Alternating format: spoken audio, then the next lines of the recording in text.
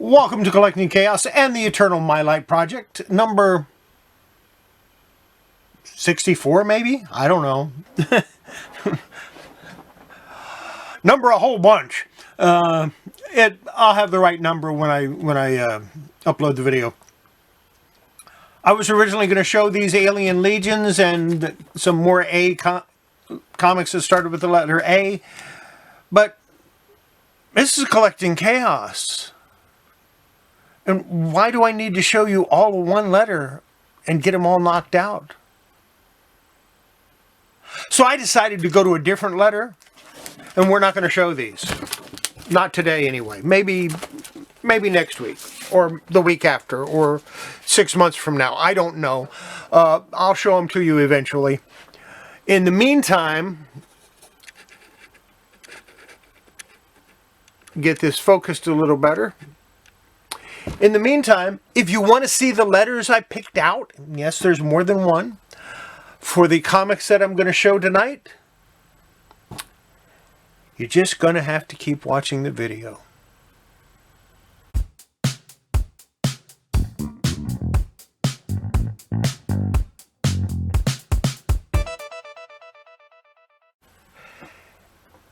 And we're back. Oh, I was going to show you some comics, wasn't I? We'll start with the Eternals. Number 4. 2 copies. I had 1, 2, and 3. A mouse decided he was hungry and wanted to eat him. That was before I got the ultimate mouse trap, Delco. I haven't seen a mouse since I got him. So I was so disgusted by the amount of rat chew on him, I just threw him away. And that's something I almost never do. I almost never throw a comic away, but I did those. It's one of my few regrets.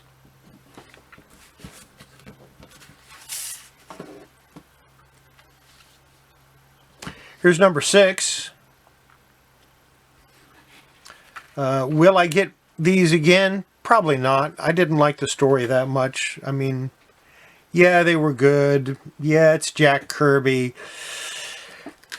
Yeah, I think they're way overpriced currently.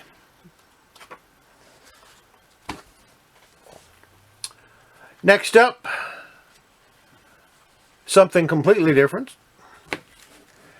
Everything's Archie, number 40. This is from June of 1975.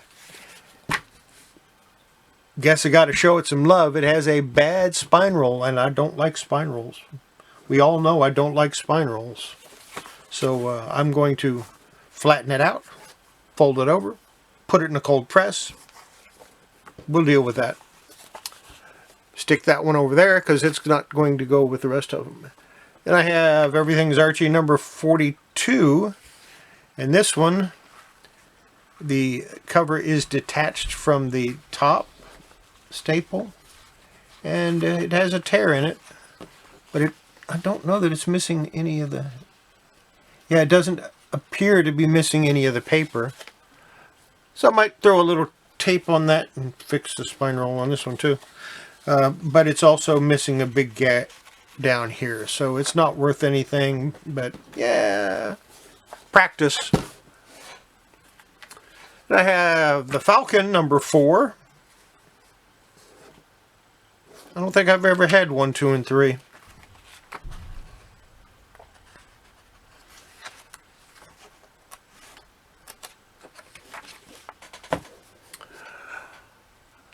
And now a little bit older comic. Falling in Love. Notice the bullet, but it doesn't say DC. It says National Romance Group. This is Falling in Love number 25.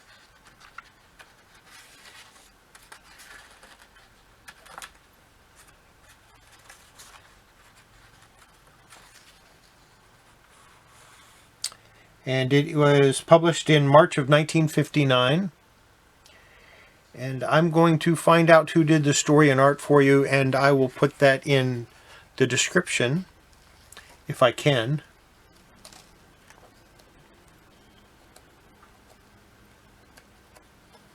And we'll see what we can find out about that, about the artist, in particular the cover artist, because it looks a little bit like early Gil Kane, but I might be wrong, and I probably am.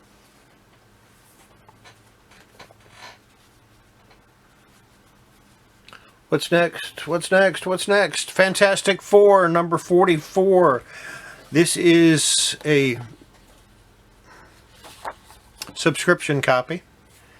Crease right down the center, and you can see where it had a crease in the back too from the dirt that's on it. Not a bad copy except for that. Definitely would fall in the very good range, good to very good range. I'd say very good. But yeah. And of course it's by the King, Jack Kirby.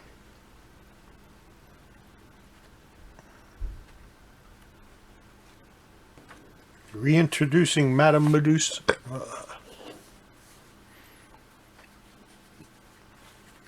Here's another Fantastic Four, number 55. This has a tape pull here.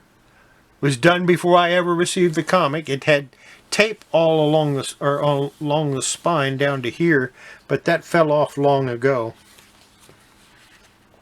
I don't know why they put tape on it, because there's nothing wrong with the cover. The spine is not split at all.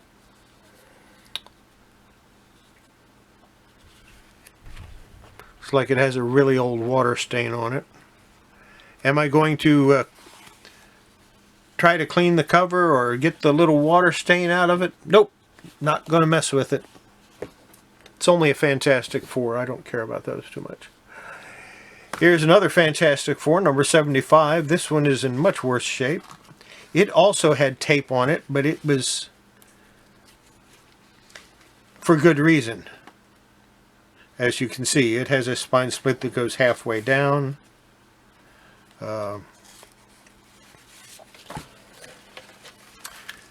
Back page is missing.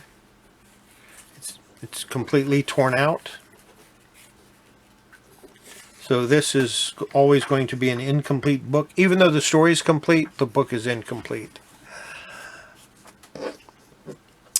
If you want to see me put the cover back together and stick it all back together and make it look halfway decent,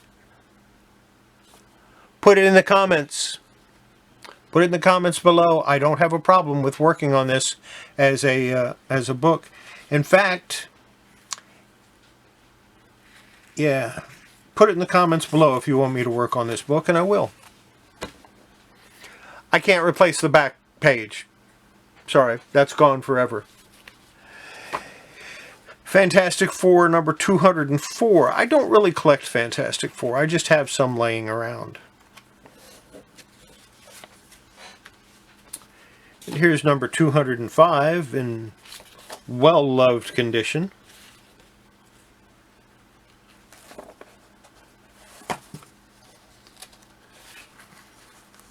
This has a page tear that someone tried to put together with tape, with cellophane tape.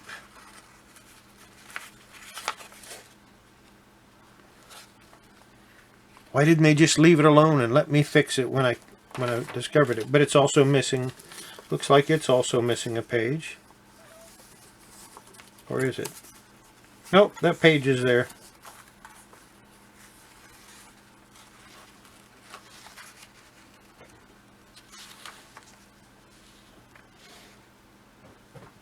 It appears to be a complete story. Well loved. Worth nothing. Fantastic Four 206 in much better condition. I guess they didn't love this one as much as they did that one. Here is number 208.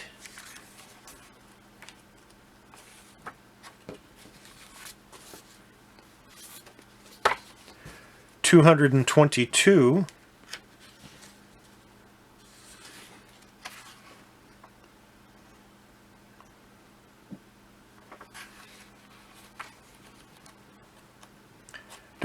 I don't know enough about Fantastic Four to know if any of these are key issues or not. I'm sure you'll let me know if they are.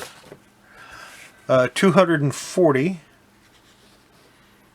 I know why I got this one. I like that. I like the cover. Actually, I like both of these covers. Here's number 248. Guest starring The Uncanny Inhumans.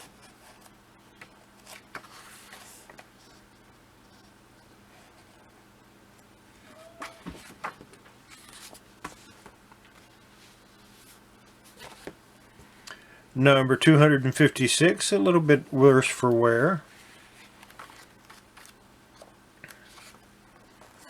Ah, that's terrible. We just pretend we didn't see that.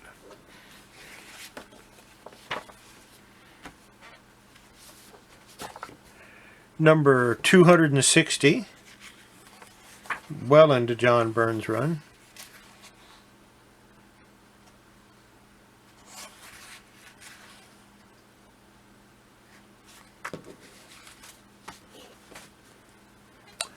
And here's Flash number 165. It's a wedding cover. How about that? This is from November 1966.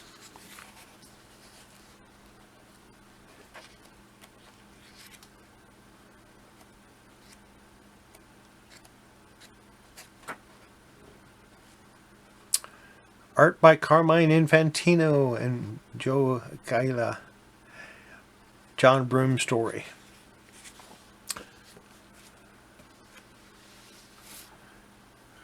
Flash 325. My Flash collection is a little on the anemic side. Not something I'm looking to get rid of anytime soon, but I don't really have very many.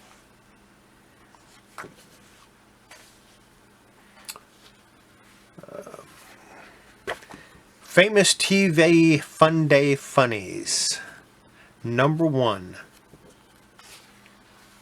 This is from September 1961. Not in bad shape. Not in great shape. I might try to give it a press. Square bound, so I'm going to have to be really careful with that. And the way I do square bound comics is I'll take a stack of boards and put it next to them so it won't press it down. Yeah. Here's Forever People number 2 and Forever People number 2.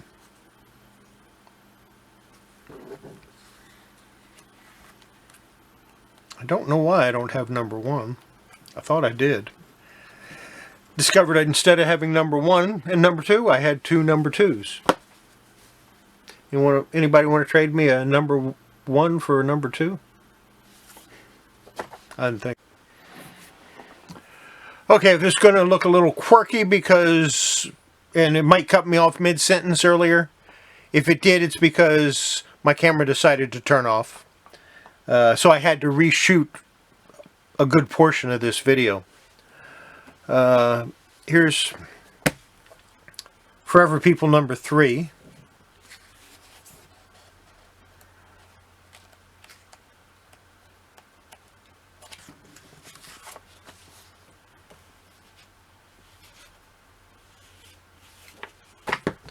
Number 6. So I guess I need 1, 4, and 5 so far to get the whole run. Number 7.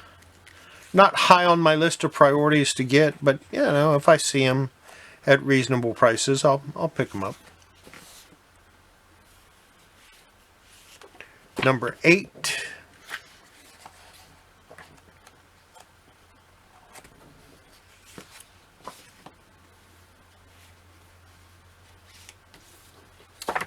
number 11, so 1, 4, 5, 9, and 10. I think this was the last issue. And like I said, if I see them at reasonable prices, I'll pick them up. If they're unreasonable prices, I ain't buying them. Next up we have The Further Adventures of Indiana Jones, number 1. This is from January of 1983. Script and layout, John Byrne.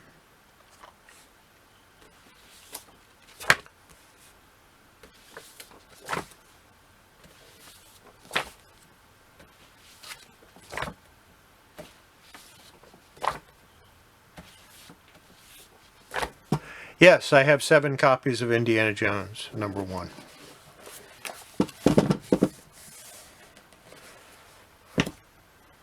Don't even know what it's worth. Here's number 2.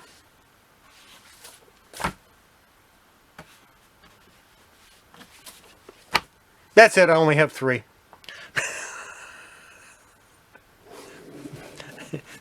Only 3? I don't have any. If you need a copy of 1 or 2, let me know. We can work something out. I'm willing to... I might be willing to part with 1 or 2 of those. Lastly, we have Family Affair, number 4 from October 1970. This is by Gold Key. And this doesn't have one long short story in it. It has, 3 or 4 short stories. And that's going to be it for the Eternal Mylite project for today.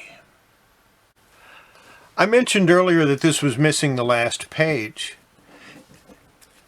Let's talk a little bit about the difference between a poor comic and an incomplete comic, okay? This is obviously in poor condition.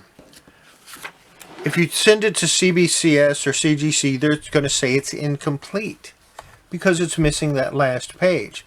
In reality, though, it's in poor condition. The story itself is complete. So while even I grade them as incomplete, the comic actually is not incomplete because the story is complete. Missing the last page, but that does not affect the story. So it's a complete story, and that's what makes it a poor copy as opposed to an incomplete copy. If it has both covers and the story is intact, it's a complete comic. It's rated as poor because it's missing a page. On the other hand, see if I can find one of those pages with an advertisement that has a coupon. Here's a good example. Let's say you have this comic and this coupon is cut out of it. Well, coupon cut does not necessarily make it, that would rate it lower than what it would normally be.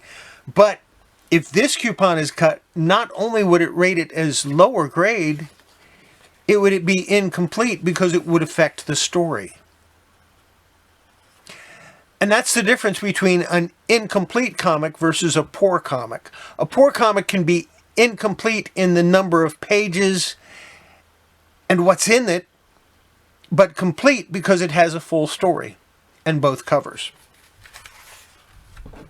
To my way of thinking, and of course I'm wrong about this, but this is my own way of thinking, if this coupon is cut out, or this coupon is cut out, the cover is incomplete, therefore the comic is incomplete. No, it doesn't affect the story, but the cover is incomplete, therefore the comic is incomplete, in my opinion. A coverless comic is incomplete, obviously, because it has no cover. A title-stripped comic, in other words, one that they pulled the title off, or maybe even the whole front cover off, but normally it's just the top third of the cover so they can get this information here. If that's missing, it's an incomplete comic, to me. The there are provisions where it says, well, it can be missing up to this much of the comic and it's just poor. But no, for me it would be incomplete. If this coupon is cut, that means this portion of the front cover is missing. It's incomplete. Because the cover is incomplete. You see what I'm saying? To be a complete comic, you have to have the full story and both covers. That is my personal opinion, and graders will probably disagree with me, but that's pretty much by Overstreet also.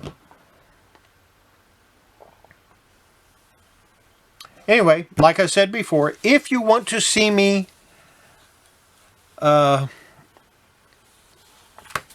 repair this comic to a poor condition,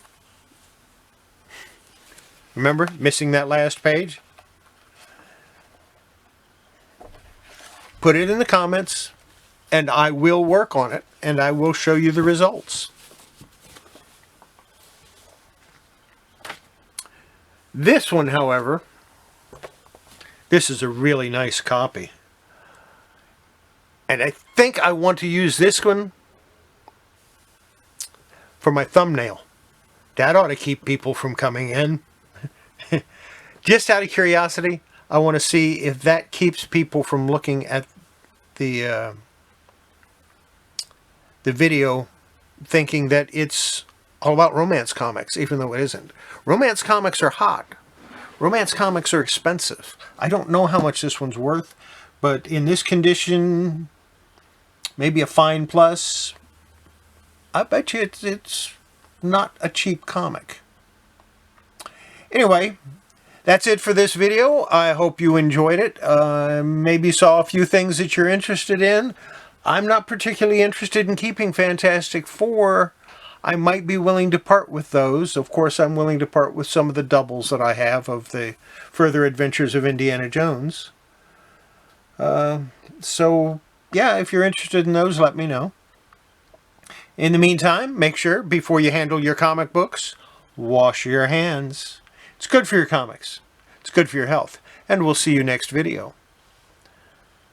Bye.